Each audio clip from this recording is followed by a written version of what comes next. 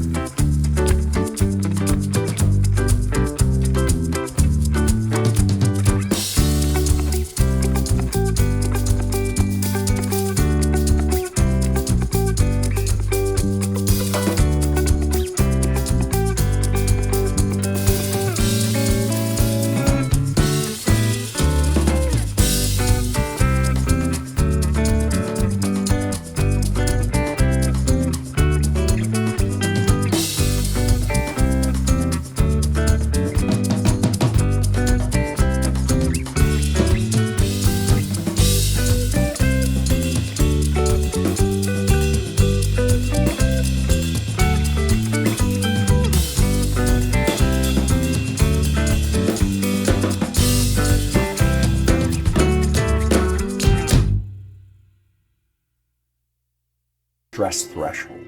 So there's a whole other way to look at stress, which is to say, how do I get calmer in the mind when my body is freaking out? On the other side of things, when you're feeling overwhelmed and fatigued, there are two ways to approach that. First is the kind of foundation of fatigue, which is almost always poor sleep and scheduling of sleep. This is something that doesn't get discussed a lot, and I don't think I've discussed this on any podcast previously. But getting better at sleeping is a whole set of practices. But sleep is a slow tool. It's not a real-time tool. Because if you're feeling exhausted and you have to get up and have your day, deal with children, deal with work, deal with life, we can talk about how to get better at sleeping. But in real time, what you want to do is you want to bring more alertness into the system. Focus and alertness. The way to do that is to take advantage of a very well-established medical fact. All medical students learn this, all MDs know this, which is that there's a direct relationship between how you breathe and your heart rate. So when we inhale, it almost feels like everything's moving up. But actually what happens is our diaphragm moves down.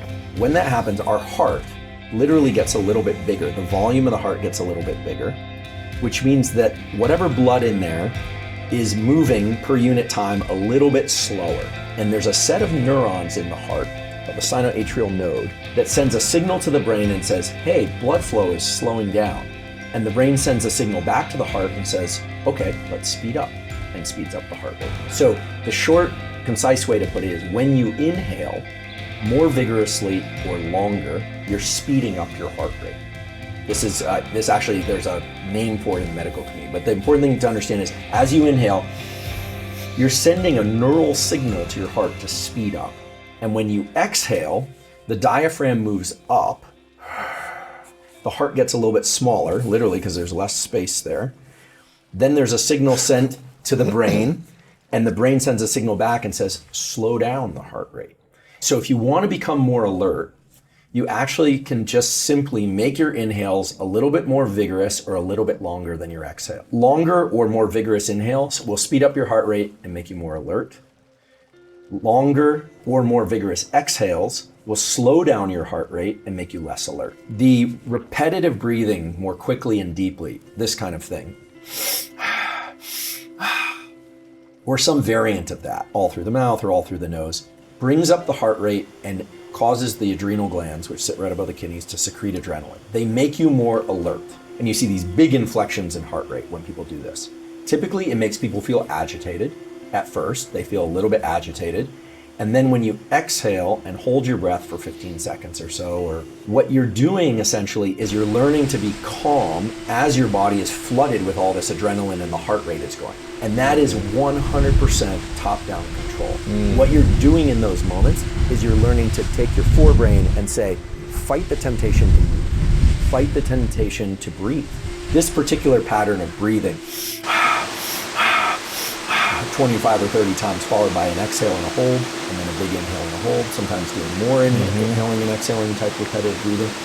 That is really somebody training themselves how to self-induce stress. And we know from some good literature and some emerging science that's still ongoing that it is possible to get comfortable in these agitated states so that your mind is okay, feels okay when the body is feeling like it wants to tremble or move, that you can learn to suppress that activity. The ice bath is another good example of this. Some people go straight to the ice bath because cold water will almost always induce a low level of stress in people. You have to kind of fight it. Even if you learn to love it, you still have to every time jumping in there, okay, I got to control the mind essentially to calm. Right. Exactly. So the body is saying, this is really cold.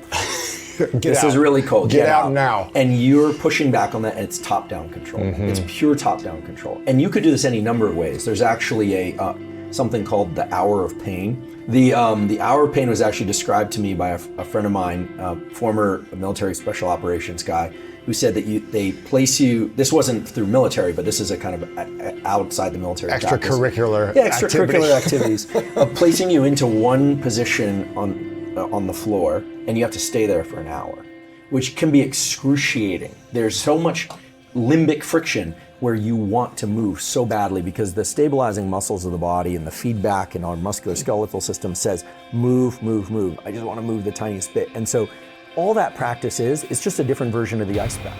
Yes. You're learning top-down control. So, we started off with a question about trauma. Yes. And we'll get there. But I think it's very important, just to kind of summarize, that people understand, to just ask themselves the question, am I feeling too much agitation, or am I feeling too much exhaustion? If it's too much agitation, emphasize exhales and do the physiological sigh. Yoga Nidra is also a wonderful practice that is kind of the mirror image of superoxygenation breathing. It involves long exhale breathing, lying down on your back, completely relaxing your body and learning to completely turn off thinking, which sounds hard, but you can learn how to do it very quickly if you do that practice for about 10 minutes a day. Yeah.